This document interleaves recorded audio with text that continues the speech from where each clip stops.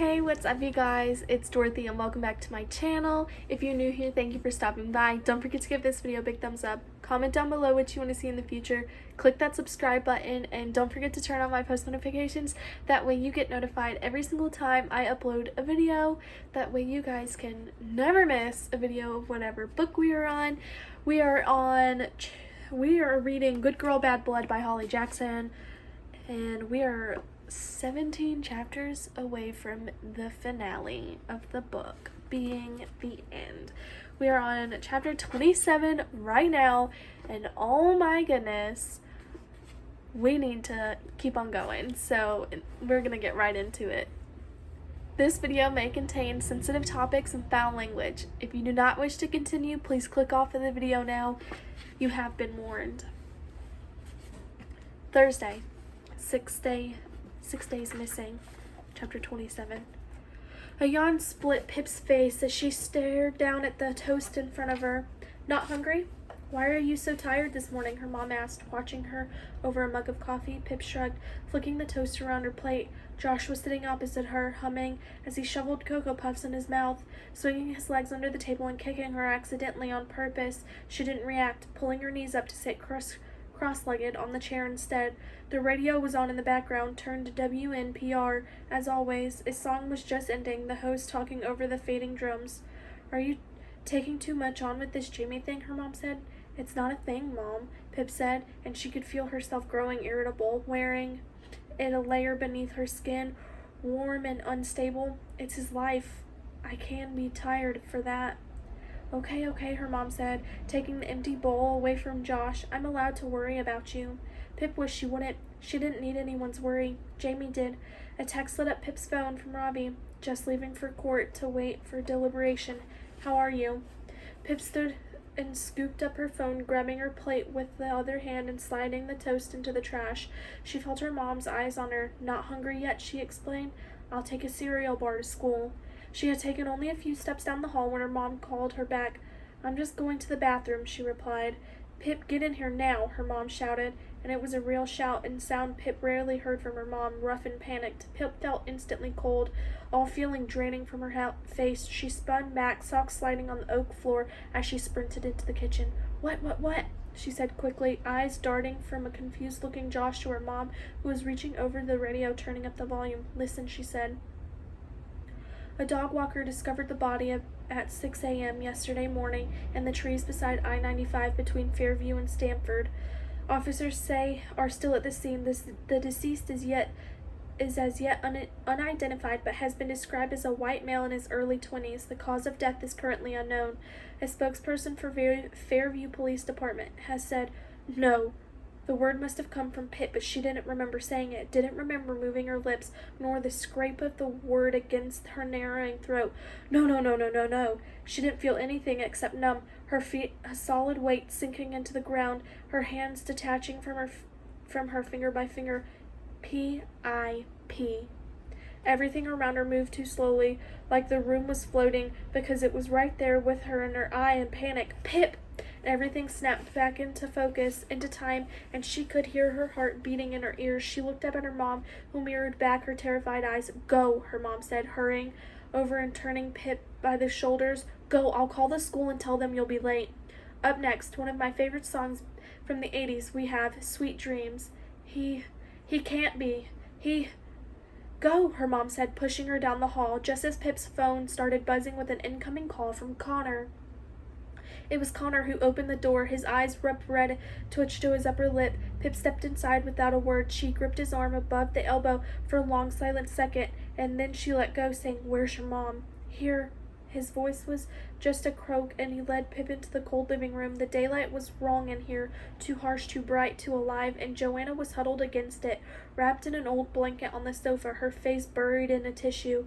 Pip's here, Connor said, in a barely more than a whisper. Joanna glanced up. Her eyes were swollen, and she looked different, like something beneath her face had broken. She didn't speak, just held out her arms, and Pip stumbled forward to lower herself onto the sofa. Joanna wrapped her arms around her, and Pip held her back, feeling Joanna's racing heart in her own chest. We need to call Detective Hawkins at the police station, Pip said, pulling back. Ask if they've identified the...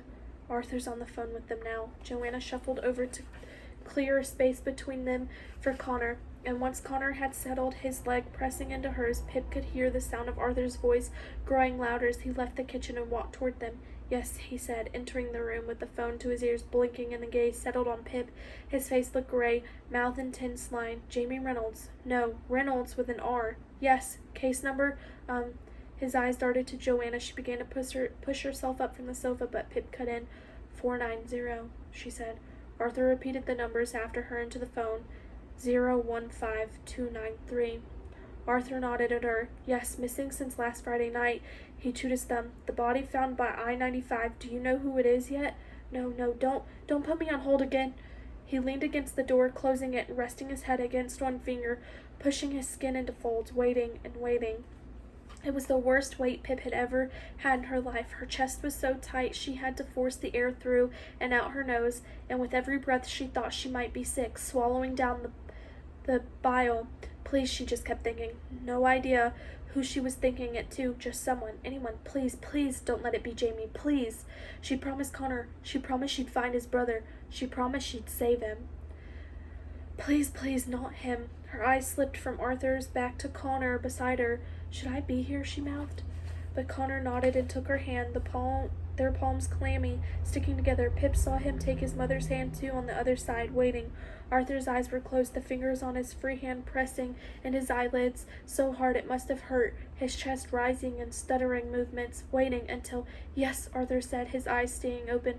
Pip's heartbeat was so loud, so fast, it felt like that was all she was, a heart and an empty skin around it. Hello, detective, said Arthur. Yes, that's what I'm calling about, yes.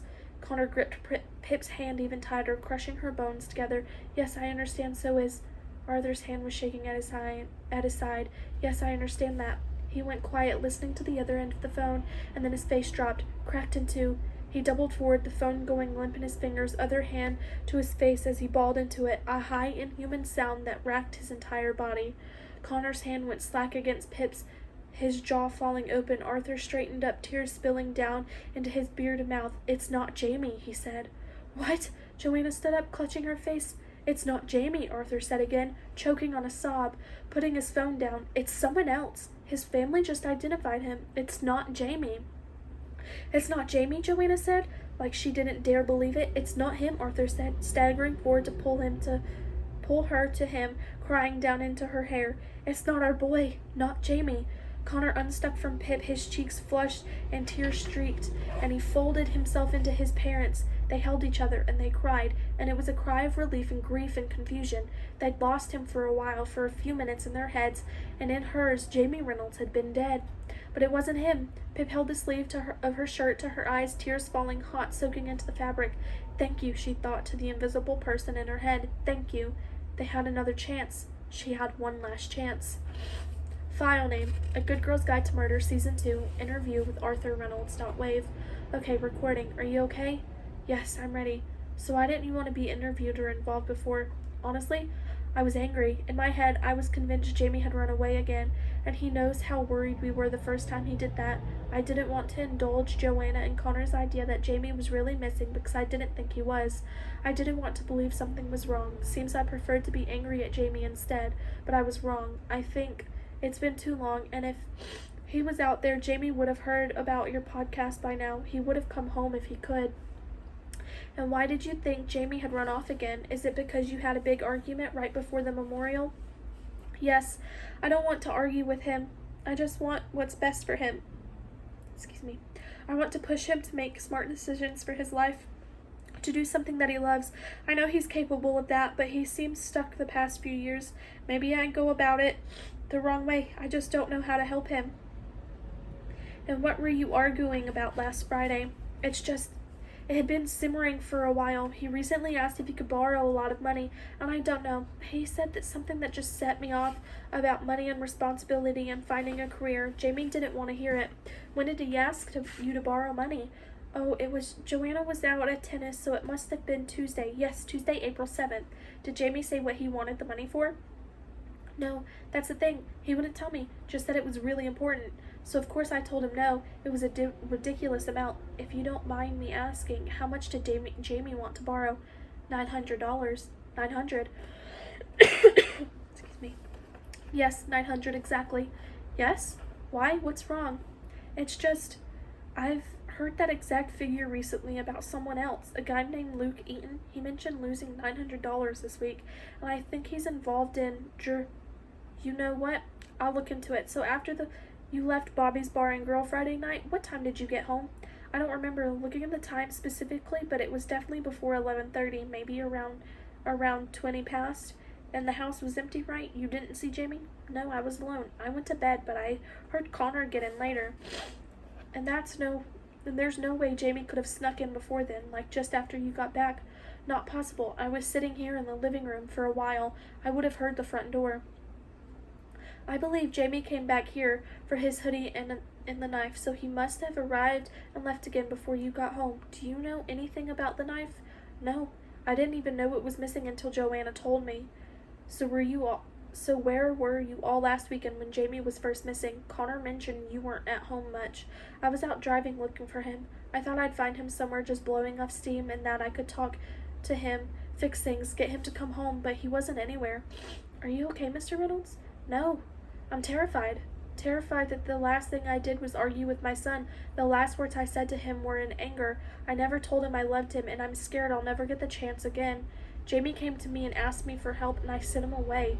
Life or death, that's what Jamie said to your mom about the money, wasn't it? And I said no to him. I'm his dad. He's supposed to be able to turn to me for anything he asked me for help, and I said no. What if this whole thing is my fault? If I had only said yes to him, maybe. That is the end of chapter 27. I will see you guys in the next video for chapter 28. Bye.